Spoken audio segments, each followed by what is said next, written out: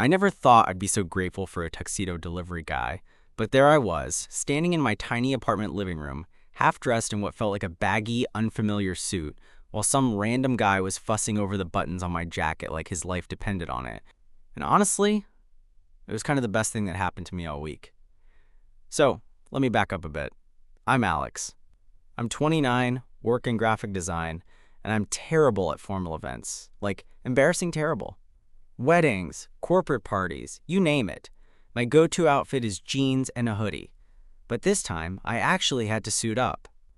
My younger brother was getting married, and as his best man, the pressure was real. I mean, he's always been the responsible one, the golden kid, and here I was, trying to not look like I was about to show up to the wrong party. I figured I'd play it safe and rent a tux. Easy, right? Spoiler, renting a tuxedo is way more complicated than it looks. I ordered it online, thinking I was a genius saving time and effort. Of course, I didn't know the importance of measurements or the subtle art of fitting, so when the delivery guy rang my doorbell, and I opened it looking like a kid in an oversized Halloween costume, I felt my cheeks flush a little. He introduced himself as Jamie, polite and casual, holding the box with the tux neatly folded inside. The first thing I noticed was his smile. It wasn't the just doing a job kind of smile, but one that genuinely seemed to mean, hey, I got you. He had this easy confidence, jeans and a plain shirt, hair a little tousled like he didn't care much about appearances, but there was something about him that made me want to listen when he spoke. Looks like we need to get this fitted before the big day, Jamie said, eyeing the suit on me with a little grin. You want some help? I was ready to decline. After all, how many people get help buttoning their tux from the delivery guy? But then I caught myself. I was stressed, awkward, and honestly, I needed all the help I could get. Sure, I said, stepping back to make room in my cramped living room. What happened next was surprisingly nice. Jamie knelt down beside me, taking the time to adjust the jacket, smooth out the shoulders, and gently button the buttons I struggled with. He didn't make me feel dumb or self-conscious, which was a first. His hands were steady and sure, and as he worked, we started talking about the wedding, about how ridiculous tuxes felt, about how sometimes you just need a little help, even from the most unexpected people. I'm not sure when exactly I realized I was paying more attention to Jamie than the suit fitting itself. Maybe it was the way his eyes lit up when he laughed at my terrible jokes, or the casual way he brushed a stray hair off his forehead. It wasn't just that he was helping me with a tux, he was making me feel seen in a way I hadn't in a long time. And just when I thought the moment couldn't get any more unexpectedly perfect, Jamie said something that made my heart skip. But I'll get to that part in a second. Because honestly, you won't believe how a simple tux delivery turned into one of the most memorable nights of my life. Jamie straightened up after buttoning the last button on my jacket and gave me that easy smile again. There, ready to impress your brother and his new spouse? His tone was light, but there was something in his eyes, like he was genuinely interested in how this whole night was going to go for me. I laughed, shaking my head. Impress? Man, I'm just hoping I don't trip walking down the aisle. I ran a hand through my hair, suddenly aware that I'd been holding my breath. Thanks for the help, seriously. I'm usually the guy who rolls into these things looking like he just got lost on the way to a barbecue. Jamie shrugged, grinning. Hey, not everyone's built for tuxedos. I help a lot of people who feel the same way. It's kind of my thing. That surprised me. You help people get suited up, like a pro? I teased, trying to keep it casual. Something like that, he said, moving toward the door. Listen, if you want, I'm around tomorrow afternoon. I could swing by again and help you out with the pants and shoes. Sometimes it's all about the little things. He paused, then added, no pressure though. I blinked, caught off guard by how much I wanted him to come back. Yeah, actually, that would be great. He smiled wider, like he'd won some small victory. Cool, I'll text you. And just like that, he was gone, leaving me standing there in a suit that suddenly felt a little less foreign. I found myself wondering about this delivery guy who'd somehow turned a stressful evening into something easier. The next day, Jamie texted like clockwork, just as he said he would. I could almost hear the grin in his words. We arranged a time, and when he showed up again, this time with a friendly wave and a big coffee in hand, I felt a strange flutter in my chest. I honestly didn't know what to make of it. We spent the afternoon going over the rest of the outfit, making sure my pants fit right, finding the right shoes, adjusting my tie. He was patient and funny, cracking jokes about how tuxedos were designed to make people look stiff and uncomfortable on purpose. I found myself laughing more than I'd expected, like I was hanging out with an old friend rather than some guy who'd just delivered a suit. At one point, Jamie looked over at me, this half-serious, half-curious expression on his face. "So Alex, what's your story? You seem like a guy who's got more going on than just a best man gig." I hesitated. I'm not usually the guy who spills his life out to strangers, but there was something about Jamie that made it feel natural. Honestly, I'm not great at the whole dating thing. Been out of the game for a while now. It's like I've been stuck in this loop of bad dates and bad timing. He nodded, eyes warm. "Yeah, I get that. Sometimes the right person just shows up when you least expect it." His tone was casual, but I caught the way he looked at me, not just looking, but really seeing me. That afternoon ended with Jamie helping me zip up my jacket one last time. Our hands brushed, just for a second, but it felt electric. I caught his gaze, and for a moment, the world seemed to slow down. "I'm really glad you invited me to help," he said softly. "This whole tux thing, kind of a good excuse to hang out." I smiled, feeling a genuine warmth spread through me. "Yeah, me too." The wedding day arrived faster than I was ready for. I got to the venue early, nerves buzzing like static electricity. I checked my phone again and saw a message from Jamie. "Hope you're killing it today. You look sharp, man." That simple text gave me a boost I didn't know I needed. And then, as I was standing backstage waiting for my cue, Jamie appeared out of nowhere. He wasn't part of the wedding party, just there as support. Or maybe just because he wanted to see how I did. Either way, seeing him there, looking casually handsome in jeans and a button-down, made my heart race. Before I knew it, I was walking down the aisle, and all I could think about was how weirdly lucky I felt. Not just because of the wedding or the tux, but because of that delivery guy who insisted on helping me button up. The guy who somehow turned a stressful, awkward experience into something real. Later, after the reception, Jamie and I found ourselves sitting outside under the stars, sharing a cigarette and a laugh. I looked over and realized that sometimes the best connections come from the most unexpected places. And yeah, that's when I decided I didn't want this to be just a one-time thing. We sat on a low stone wall behind the venue, the noise of the party fading into the background like distant waves. Jamie pulled a pack of cigarettes from his jacket pocket and offered me one. I took it, fumbling as I lit it with the shaky lighter I always carried around for emergencies like this. We smoked in comfortable silence for a bit, the cool night air settling around us. It was one of those rare moments where everything just felt right. No pressure, no awkwardness, just two guys sharing a quiet space. "So," Jamie said, blowing out a slow stream of smoke, "what made you say yes to me helping you with the tux?" Most guys probably just want to be left alone when they're stressed. I shrugged, took a drag, then shrugged again. "Honestly, I don't know. You seemed genuine. Like you actually cared.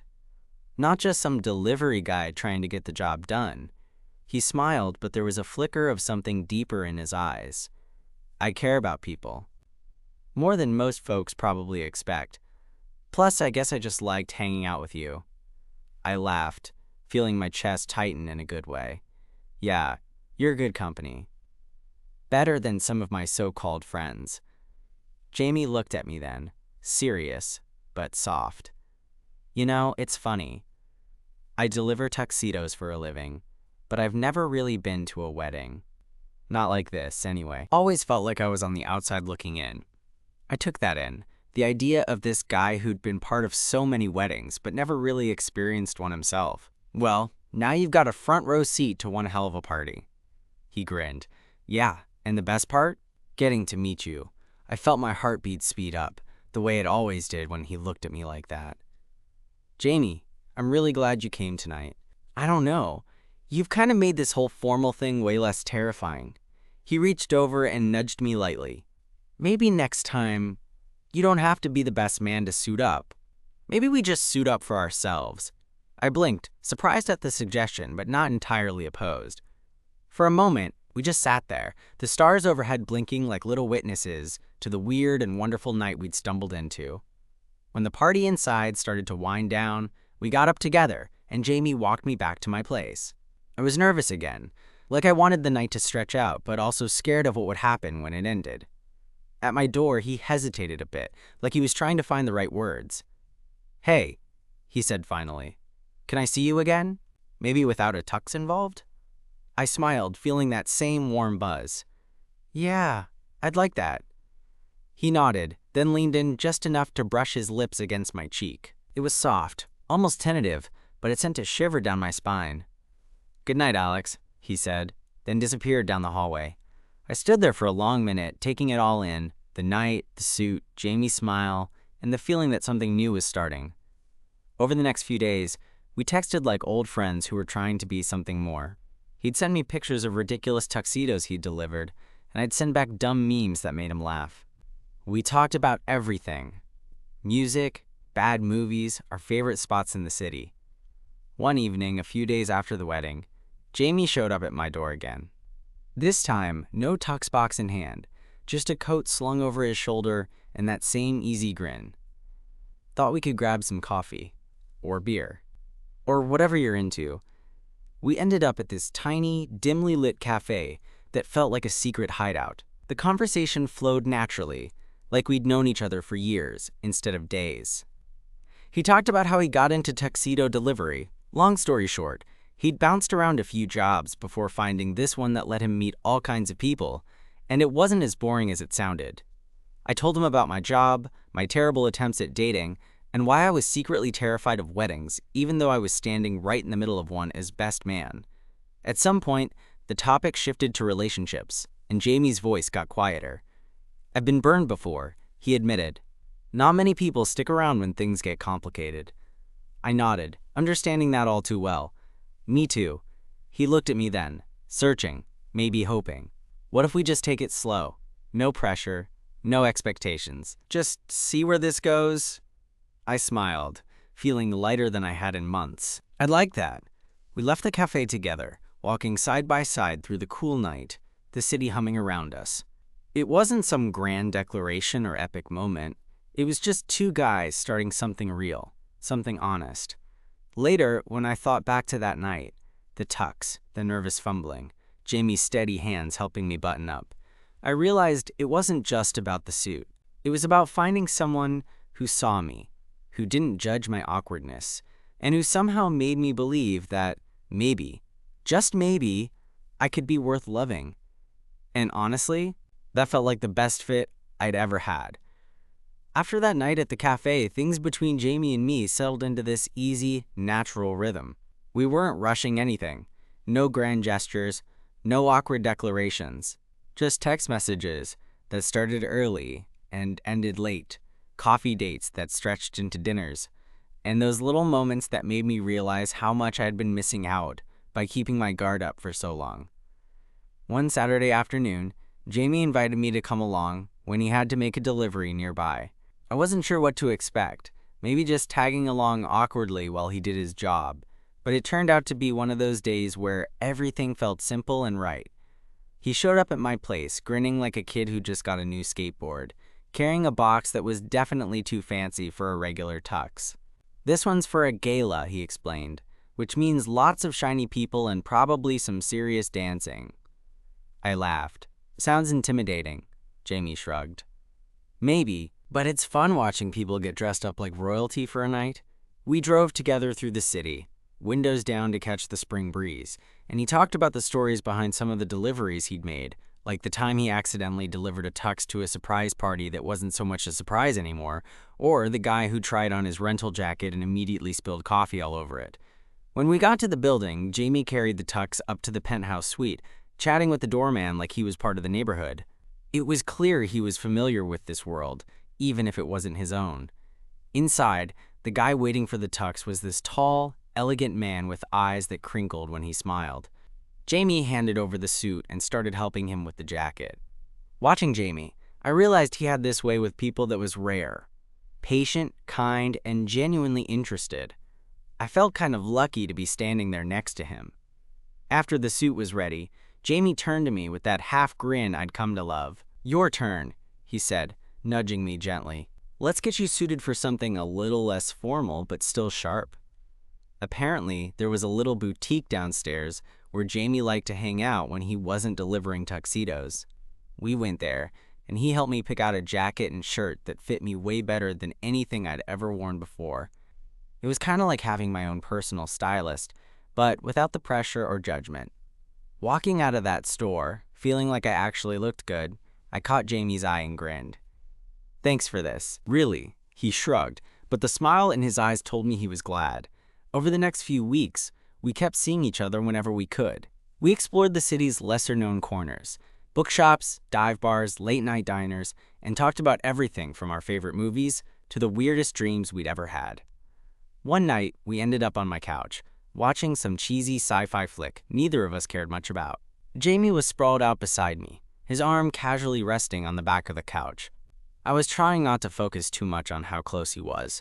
Then, without warning, he looked over and said, "You know, I wasn't expecting to meet anyone like you when I showed up that day with the tux."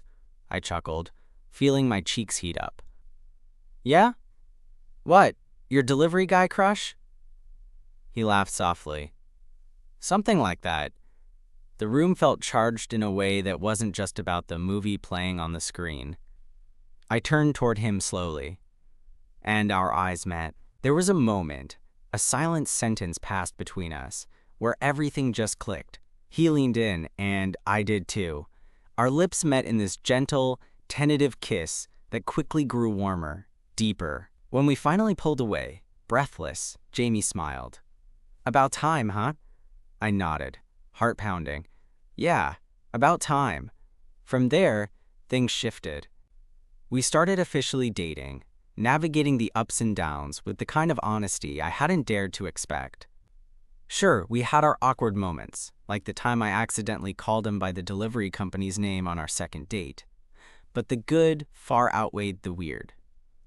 One day, Jamie invited me to meet his friends at a little backyard barbecue. I was nervous, of course, but they welcomed me like family. Watching Jamie interact with them, laughing, teasing, comfortable, made me realize how much he was letting me in, and I wanted to do the same. A few weeks later, on a rainy evening, we were sitting in my apartment, the sound of rain tapping against the windows. Jamie was curled up next to me, and I felt this overwhelming urge to share something I had been holding back. "Can I tell you something?" I asked. He looked up, curious. "I've never really been good at letting people in," I admitted. "I've always been scared of getting hurt, so I built these walls. But with you, it feels different, like maybe I don't have to be scared."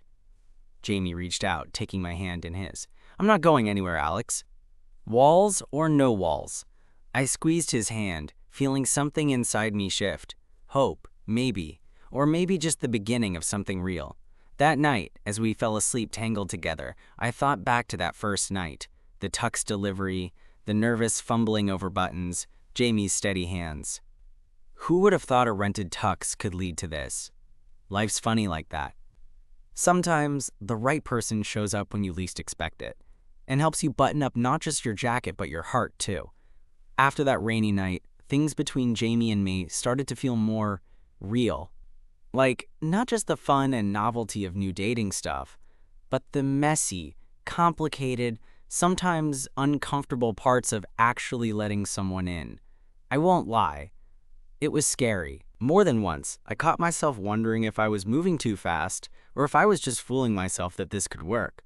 But Jamie, he had this way of making all those doubts feel smaller, quieter. Like when he'd text me random thinking of you messages during the day or show up with my favorite coffee just because. Little things that somehow meant everything. One Saturday morning, a couple months after the wedding, Jamie invited me over to his place for brunch. He cooked, something he claimed he kind of knew how to do, which apparently meant he wasn't burning down the kitchen. His apartment was cozy, cluttered with books and records and this weird collection of vintage ties hanging in the closet, including one that looked suspiciously like a rental tuxedo bow tie.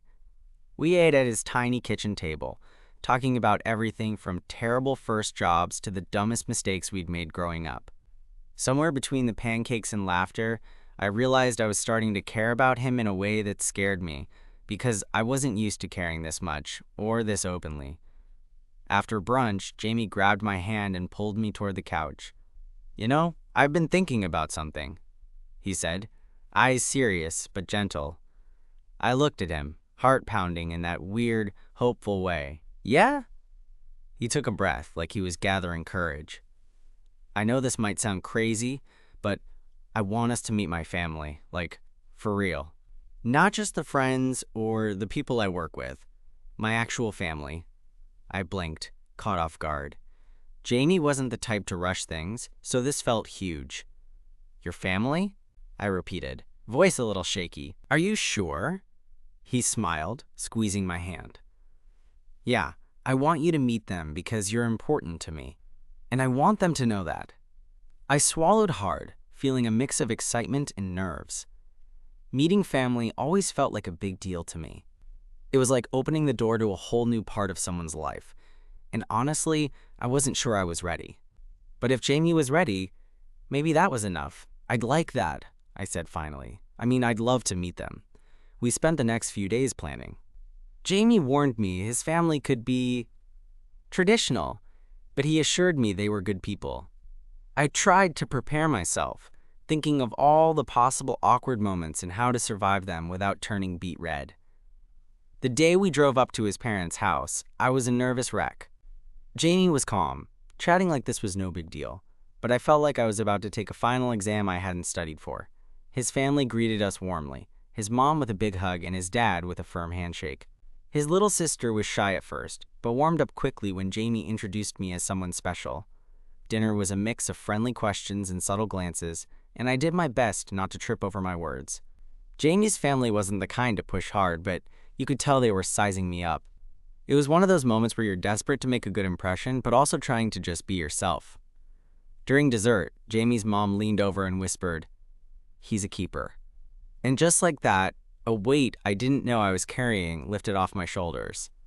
After dinner, Jamie and I took a walk around the neighborhood. The air was crisp, and the night sky stretched out above us. "I'm really proud of you," Jamie said quietly, reaching for my hand. I smiled, feeling a warmth that had nothing to do with the chilly air. "Thanks for bringing me here, for trusting me." He gave my hand a squeeze. "You've earned it."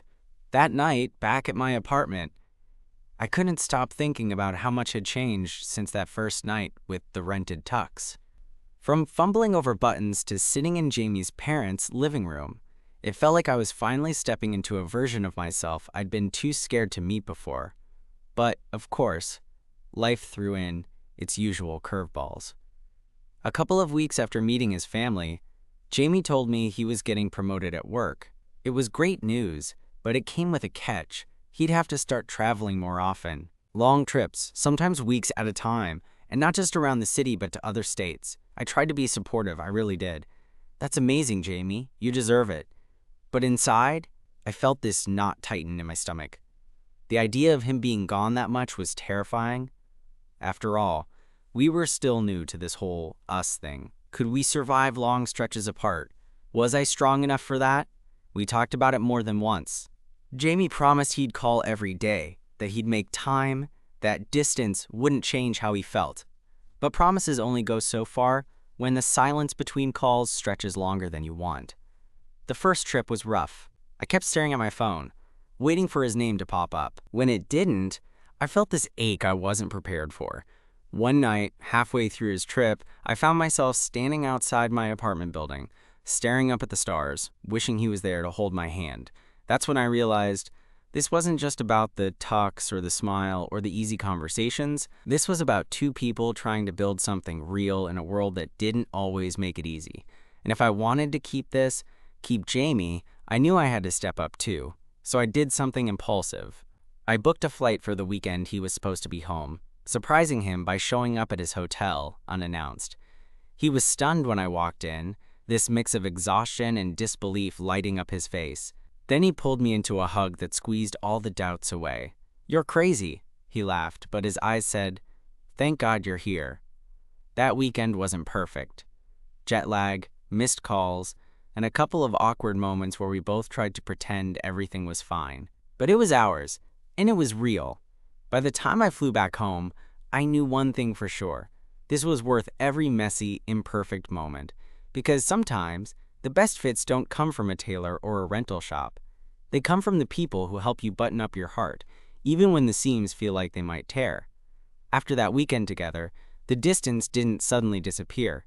Jamie's job still demanded his time, and I had my own routines and responsibilities. But somehow, the fear and doubt didn't feel as heavy anymore. We'd found our rhythm. Late-night calls when time zones didn't quite align, surprise visits when we could swing them, and small, everyday check-ins that reminded us we were still there for each other. A few months later, Jamie moved into my building. Nothing dramatic, just a few floors up, with his own cozy apartment and a patchwork of photos and mementos from the lives we were starting to share. It felt like the universe was giving us a quiet nudge, as if saying, "This is where things grow." I still remember the night he moved in. We spent hours unpacking boxes, laughing over mismatched socks and half-forgotten concert tickets. When we finally collapsed on my couch, surrounded by the mess of settling in, Jamie reached for my hand. "You know," he said softly, "I never thought a tux delivery would lead me here." I smiled, squeezing his hand back. "Neither did I, but I'm really glad it did." There's something kind of beautiful about discovering love in the most unexpected ways. Through a rented tux, a handful of buttons, and a guy who insisted on helping me when I felt totally lost. It wasn't some sweeping fairy tale, and it wasn't perfect, but it was real. Steady, something worth holding on to. Looking back, I realized that night wasn't just about a suit fitting. It was the start of learning how to trust, how to let someone see you without hiding. Jamie helped me with more than just buttons. He helped me step into a version of myself I hadn't known was waiting. Now, when I dress up, whether it's for a wedding, a work event, or just a rare night out, I think about that first tux delivery, and I smile, because that moment reminds me of how love can show up when you least expect it, and how sometimes all it takes is one person willing to help you button up to discover what really fits. And for me, that person was Jamie.